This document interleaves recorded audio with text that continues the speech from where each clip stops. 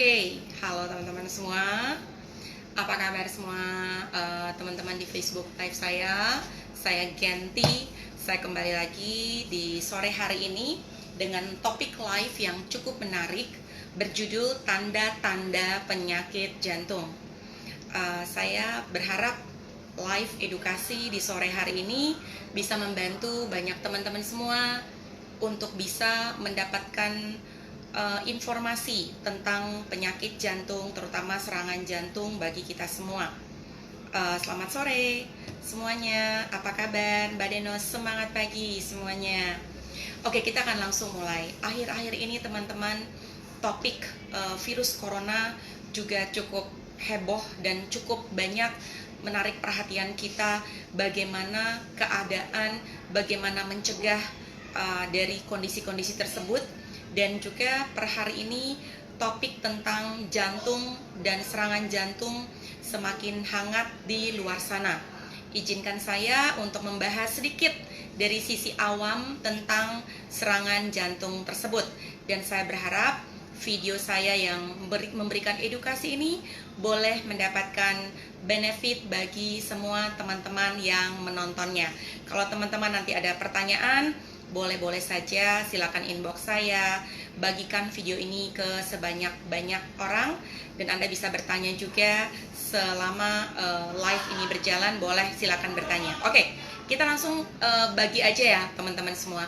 Yang namanya penyakit jantung teman-teman, atau kelainan-kelainan yang bisa menyebabkan serangan jantung atau penyakit jantung tersebut adalah kita kenal yang namanya kelainan. Ada kelainan jantung bawaan, ada yang namanya kelainan karena infeksi jantung, kemudian kelainan katup jantung. Kelainan katup bisa karena infeksi jantung juga. Ada juga namanya kelainan irama jantung, ada juga gagal jantung. Tetapi yang sering sekali membuat terjadinya serangan jantung kita kenal dengan PJK atau penyakit jantung koroner. Penyakit jantung koroner ini yang hampir biasanya tidak menimbulkan gejala atau silent killer, dan biasanya itu terjadinya mendadak teman-teman, penyakit jantung koroner ini. Nah, bagaimana tanda-tanda penyakit jantung koroner, yaitu serangan jantung yang dirasakan oleh banyak orang? Biasanya gejala yang sangat mayor atau gejala yang sangat terasa oleh pasien atau orang awam, yaitu rasa perasaan nyeri, nyerinya nyeri tumpul di daerah dada tengah, menjalar sampai ke arah kiri, ya kiri bahu, ke arah jantung. Dan teman-teman tahu bahwa ini biasanya kita kenal dengan namanya angina atau angina. Nah, gejala ini pada saat nyerinya ini teman-teman ada juga intensitasnya ada, dan biasanya ada gejala-gejala penyerta yang disertai pada saat terjadi nyeri tersebut yang menjalar. Gejala penyerta itu yang biasanya banyak orang awam mempertanyakan gejala penyertanya. Salah satunya bisa disertai dengan keringat dingin, kemudian ada gejala batuk, tapi biasanya batuk itu karena mungkin ada sesak sehingga klien atau pasien tersebut akhirnya merasa ingin batuk karena ada rasa sesaknya. Nah, biasanya juga gejala menyertai serangan ini yaitu ada gejala dari nyeri perut atau mual dan muntah. Biasanya itu karena ada yang namanya terangsang saraf simpatisnya, sehingga ada gejala mual dan muntah itu menyertainya. Nah, orang awam sering bertanya nih seperti ini, itu ada yang namanya asam lambung atau angin duduk, itu gimana ceritanya? Sebenarnya kalau angin duduk itu menurut saya adalah subjektif, perasaan subjektif dari seseorang terhadap rangsang nyeri, sehingga perasaan yang dia bisa describe atau gambarkan dari rangsangan nyeri itu seperti seolah-olah dia terasa masuk angin, teman-teman. Itu yang banyak orang kenal dengan angin duduk. Sedangkan pada saat orang mengatakan juga bahwa serangan jantung itu sering istilahnya gejalanya seperti orang sakit mah atau asam lambung yang muncul. Kembali lagi, ini dua hal yang berbeda. Tetapi pada saat seseorang terkena serangan jantung, rangsangan simpatis yang disebabkan oleh serangan jantung tersebut bisa berakibat mual dan muntah, sehingga gejala yang dirasakan seperti seolah-olah pasien mengalami peningkatan asam lambung atau reflux. Itu sering kali terjadi, tetapi tidak banyak hal ini. Jadi yang paling dominan perasaan ini adalah perasaan nyeri di dada, teman-teman, dan sesak, ya. Nah, apa yang harus dilakukan pada saat pasien atau kondisi mengalami hal tersebut? Yang harus dilakukan yaitu pertama, harus langsung diistirahatkan, dan yang kedua kemudian langsung melihat ada gejala penyertanya tidak, seperti ada gejala keringat dinginnya, ada sesaknya, kemudian ada rasa menyertai mual dan muntahnya. Pada saat ada gejala-gejala penyerta diserta dengan nyeri, harus langsung segera pergi ke tempat, ke dokter yang memang bisa punya fasilitas pemeriksaan. Paling tidak ada EKG-nya. Jadi kalau memang ke dokter yang tidak memiliki EKG, diharapkan cari penanganan yang memang bisa memiliki pemeriksaan jantung yang minimal ada EKG-nya, teman-teman. Itu pertama. Nah, yang kedua, teman-teman, hal-hal seperti ini tidak bisa kita hindari. Nah, apa yang bisa kita lakukan saat ini dengan rumor yang ada saat ini? Apa yang bisa kita kerjakan? Tiga hal yang bisa kita kerjakan. Pertama, lifestyle atau pola makan itu tidak bisa ditawar, itu mutlak. Pola makan seperti apa yang disarankan untuk bisa mencegah penyakit jantung? Yang pertama, kita mengenal ada yang namanya diet Mediterranean. Diet Mediterranean ini memang sudah dikenal dalam dunia kedokteran, merupakan salah satu diet yang sangat-sangat baik dan bagus dan bisa diadapt oleh kita semua, yaitu diet yang memang fokusnya kepada sayur-sayuran dan buah-buahan, teman-teman.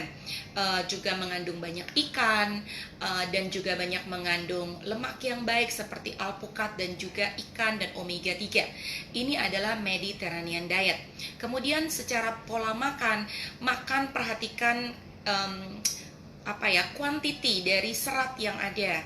Serat itu sangat penting, bukan hanya untuk kesehatan jantung, kolesterol, tapi juga untuk regulasi gula darah pasien dan juga untuk blood pressure.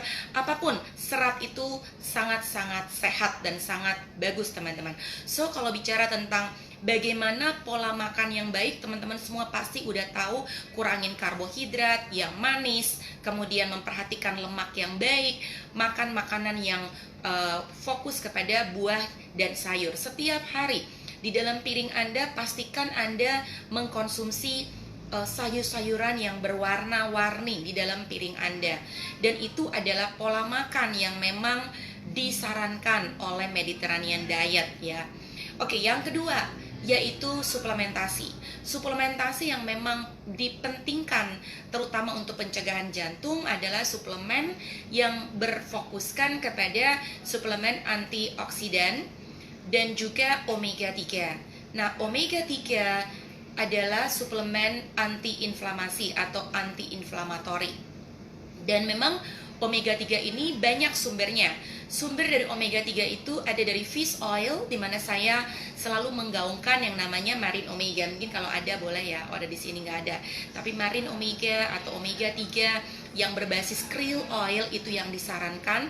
Dia membantu elastisitas pembuluh darah, dan sifat dari omega 3 marine omega ini yaitu anti-inflamasi. Sedangkan omega-omega yang omega 6 itu sifatnya pro-inflamatori. Teman-teman harus mengkonsumsi banyak omega 3 karena sifatnya yang tadi. Dan omega 3 ini bukan hanya dari suplemen dari minyak ikan, tetapi juga bisa didapatkan dari olive oil, dari coconut virgin oil, dan juga dari alpukat itu juga mengandung omega 3, teman-teman. Jadi banyak sekali sumber dari omega 3 yang bisa kita dapatkan untuk asupan kita, teman-teman. Itu paham sekali. Dan antioksidan, mengapa saya selalu mempromotkan yang namanya antioksidan life pack? Pertama, karena life pack ini menurut saya merupakan antioksidan yang cukup lengkap, lebih dari 40 jenis antioksidan yang ada di dalam life pack ini, dan dia bekerja untuk mengcounter back dari radikal bebas atau free radical yang diproduce dalam tubuh kita secara natural. Dan kita perlu mengcounter tubuh kita ini dengan mengkonsumsi antioksidan yang baik. Antioksidan cara bekerjanya yaitu the more is the better. Dan ingat sekali lagi, yang namanya jantung PJK atau serangan jantung ini sering disebut sebagai silent killer. Dia nggak memberikan warning dan biasanya bisa mendadak. That's why pencegahan dari pola makan dan suplemennya ini harus kita lakukan seawal mungkin dan sedini mungkin. Walaupun tidak terlalu over, tapi in moderation kita harus aware dan juga kita harus terbuka dengan dunia suplementasi. Mengapa? Karena Anda nggak mungkin makan. Sesuai jurnal American Medical Association, mereka mengadakan sensus kepada lebih dari 100 orang, nggak ada satupun yang memenuhi kebutuhan asupan mikronutrisi seseorang. Nggak ada. Artinya kalau memang mau mencukupi asupan mikronutrisi, seseorang itu harus mengkonsumsi sayur dan buah 6-9 kali porsi satu harinya. Siapa yang sanggup? Nggak ada yang sanggup. Itu sebabnya kita membutuhkan dalam jumlah moderation suplemen antioksidan, suplemen omega 3, supaya kita bisa membalanskan antara diet kita yang bernama makronutrisi juga dibalanskan dengan mikronutrisi yang tidak bisa kita dapatkan dari diet kita sehari-hari. Itu sebabnya penting sekali suplemen. Nah, kitanya yang harus memilih yang mana. Jangan asal beli over the counter. Percaya kepada seseorang, siapa yang membuat suplemen tersebut, apakah bisa dipercaya efikasinya, clinical study-nya. Anda perlu bertanya kepada orang yang memang memiliki kompetensi untuk bisa memberikan penjelasan yang clear kepada Anda. Oke, suplemen clear ya teman-teman. Yang ketiga, yaitu olahraga. Olahraga itu penting banget. Dan memang olahraga itu tidak perlu high intensitas. Banyak orang mengatakan olahraga yang mana yang dibutuhkan untuk kesehatan jantung. Kalau memang orang itu sudah punya masalah jantung, well, jangan olahraga yang terlalu berat. Kalau memang orang itu tidak punya masalah jantung sama sekali, silakan saja dan sah-sah saja. Tetapi harus selalu diimbangi dan selalu ingat, pada saat tubuh sedang dalam stres yang tinggi, tubuh sedang ada dalam intensitas aktivitas yang tinggi, dia harus tetap membalanskan antara istirahat, makan yang baik, dan juga suplementasi yang benar, dan mengkomposisikan atau membalanskan dirinya dengan olahraga yang cukup, tidak terlalu high intense. Paham ya teman-teman? Sehingga olahraga untuk saya pribadi, saya selalu mempromotkan yang namanya olahraga 10.000 langkah. Just jalan. Anda punya gelangnya, dengan 10.000 langkah sehari kurang lebih Anda sudah berjalan 6 km teman-teman. Kalau teman-teman memang suka ke gym, silakan saja, sah-sah saja. Oke, dan memang olahraga itu penting sekali, terutama untuk peredaran darah, untuk menghindari jantung koronernya, plak-plak di arteri Anda, untuk imun sistem, untuk hormonal balance, untuk sendi Anda, untuk endorfin anti-aging. Olahraga itu nggak bisa di-courting. Tinggal teman-teman sendiri mulai mengerti what kind of exercise yang teman-teman butuh, pilih sesuai dengan usia, sesuai dengan kondisi, dan sesuai dengan kesibukan atau hektik lifestyle Anda. Nah, ini yang harus ditegaskan kembali, sehingga rumor-rumor di luar sana loh, kok ini orang olahraga, udah hidup sehat, pola makan tapi masih jebol juga. Itu kita nggak bisa mengkontrol sampai sejauh itu. Tetapi tanggung jawab kita pada saat kita masih hidup, tanggung jawab kita tetap ada 3 hal, yaitu makan yang sehat, kemudian kita mengkonsumsi suplemen, kemudian kita tetap berolahraga sesuai dengan apa yang menjadi kekuatan atau menjadi kecukupan kita, dan yang terakhir kehidupan spiritual kita.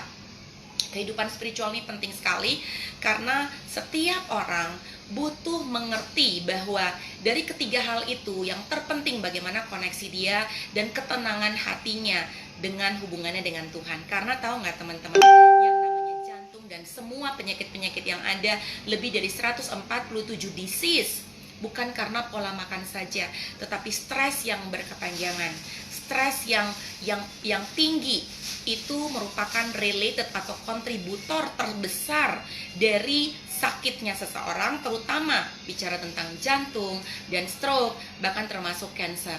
So, di dalam live edukasi saya yang mungkin tidak terlalu panjang, saya mau memberikan sedikit tanda-tanda serangan jantung kepada Anda semua, tetapi Anda tidak perlu freak out. Dan bagaimana Anda semua bisa mencegah tanda-tanda tersebut, dan bagaimana mencari pertolongan pertama, dan juga tidak tertipu dengan hoax ya, atau hoax di luar sana. Kalau ada begini, orang sakit mah tiba-tiba langsung ketakutan apa itu serangan jantung. Tidak, teman-teman. Itu ada banyak faktor A, B, C. Serangan jantung, the major feeling yang paling dirasakan adalah nyeri di dada, ya, dan nyerinya menjalar, dan nyeri tumpul. Nah, kemudian saya juga berikan solusi bagaimana Anda bisa mendapatkan penanganan atau pencegahan untuk bisa terhindar dari bahaya jantung tersebut dengan 3 tadi. Pola makan yang benar, makan ikan yang banyak. Jangan banyak makan makanan gorengan, jangan banyak makan makanan yang sudah diproses, jangan banyak makan makanan yang tinggi gula, tinggi karbohidrat. Makan makanan yang masih living food, yang sehat, salad, yang banyak seratnya. Itu makanan-makanan yang butuh difokuskan dan dicari. Rendahkan tingkat stres. Anda harus pandai melihat way out-nya, exit emergency. Pada saat bekerja sedang sibuk, gimana caranya menurunkan load kerja Anda dengan memiliki hiburan tersendiri bagi Anda. Tuh gimana caranya? Anda lah yang harus menemukan. Anda lah yang tahu persis tentang tubuh Anda dan diri Anda sendiri untuk melihat exit emergency-nya. You have to know how to pleasure, do the things yang bikin fun untuk diri Anda sendiri. Nggak ada orang lain yang tahu selain Anda. Oke? Mudah-mudahan live saya yang singkat ini boleh membantu Anda semua tentang mengenali tanda-tanda serangan jantung. Bagi teman-teman yang memang sudah punya masalah dengan sakit jantungnya, teman-teman tetap melakukan pendekatan-pendekatan yang sudah saya sharingkan tadi. Dan mudah-mudahan ini semua bisa berguna. Kalau Anda butuh pertanyaan yang lebih lanjut, Anda boleh DM saya, Anda boleh inbox saya, Anda boleh inbox orang yang membagikan video ini kepada Anda. Sebarkan video edukasi ini kepada lebih banyak orang lagi di luar sana. Jangan berasumsi, tetapi Anda sendiri yang tahu bagaimana Anda harus bertanggung jawab dengan hidup dan kesehatan Anda. Terima kasih banyak, sukses selalu menyertai kita semua. Stay healthy guys, dan salam sehat. See you all at the top. Thank you, terima kasih. Yes, saya tunggu inboxnya semua masing-masing. Terima kasih.